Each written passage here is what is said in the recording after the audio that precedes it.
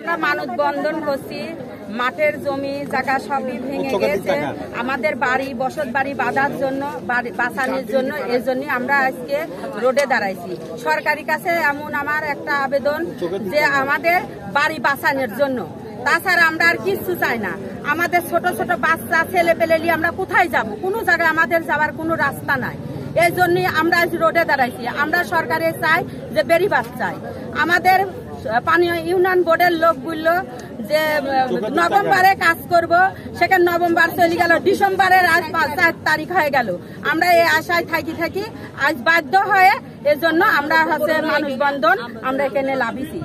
নাইতে আমাদের তো নিরাপদ, আমাদের স্বামী নাই, সন্তান ছোট ছোট, কোথায় যাবে সে বাচ্চা দুইটা নিয়ে?